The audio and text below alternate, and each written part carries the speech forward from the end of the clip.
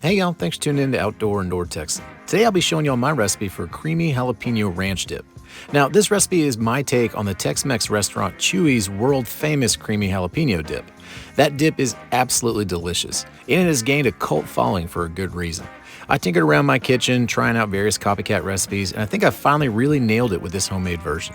This recipe is super simple to throw together, so make sure to check the drop-down description below for all your necessary ingredients, and once you have everything rounded up, let's get to cooking.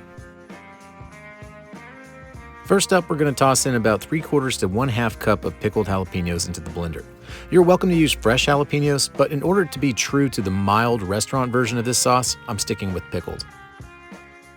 Up next, add 1/2 cup of fresh cilantro. Now add 1/2 cup of buttermilk and give these first few ingredients a quick blend.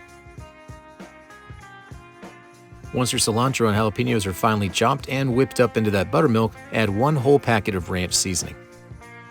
Now add 1/2 cup of good mayonnaise. I'm using Duke's because it's, well, good.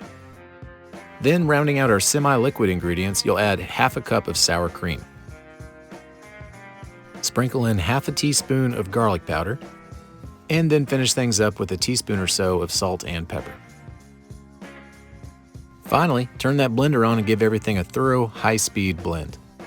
Now, before calling it a day and blindly following my recipe, give your dip a taste. This is the last chance to easily tweak things by adding whatever you think it may be lacking. There is a period before serving where the dip needs to rest in the fridge, which will help develop the flavors further, but overall, you should be able to tell if it's way off by tasting it at this point. Once everything passes the spoon taste test, transfer your dip into a container and rest it in your fridge for a minimum of 4 hours, if not overnight. This will help slightly thicken the sauce, as well as give the ingredients a chance to really combine and deepen in flavor. It makes a huge difference, so definitely don't skip this step. And just like that, you're done.